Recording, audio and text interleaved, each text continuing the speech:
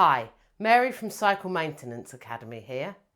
If you have a full suspension mountain bike, you might want to set up your rear suspension to achieve maximum performance. So today we're going to have a look at setting up rear suspension. Before we start, don't forget to like our video and subscribe to our channel. Okay, let's begin. To get the full advantage of your rear suspension, it has to be set up and adjusted correctly. To do this, you will need to set up the sag and rebound damping. Sag.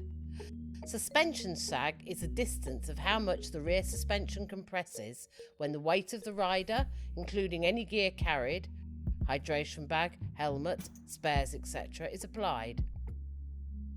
Setting the correct sag allows the shock to work most efficiently. Most manufacturers recommend around 25% as a starting point. Too much sag means you're absorbing too much travel before you hit your first obstacle. This may cause bottoming out. Too little sag means that you're not utilising the full travel.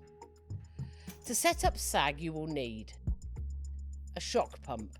This differs from a tyre pump because it delivers higher pressure and less volume.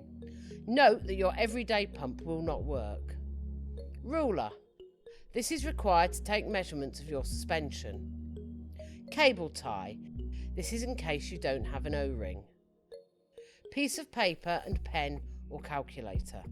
They will be essential to work out the correct sag. You can set up sag with the help of another person, or, like in this example, by using a wall or bench. First, set the rear suspension to the open or descent position. Check to see if there is a thin rubber ring on the stanchion. This is the O-ring.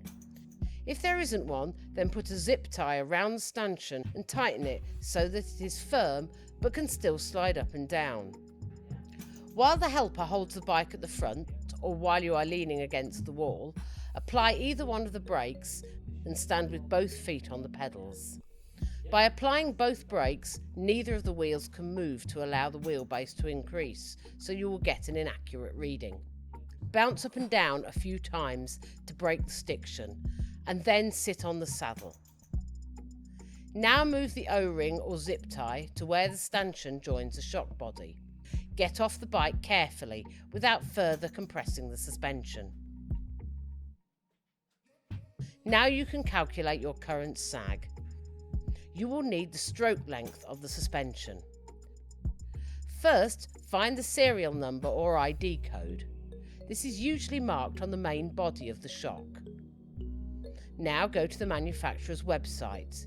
You can find links to both SRAM and Fox website in the description below this video. For rock shocks, type the code here.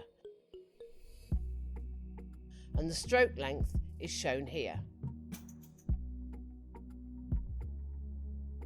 For the Fox website, type your code here and the stroke length is here. It is expressed in inches, so you will need to convert it to millimetres. Once you know the stroke length, write it down on the piece of paper. Now, using the ruler, measure the distance in millimetres between the O-ring and the point where the stanchion meets the shock body. Let's do the calculation.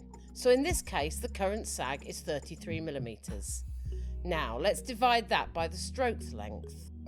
It equals 0.693 millimetres. Finally, let's multiply this by 100 to give the percentage. The sag on the bike is 69%, which is above the recommendation.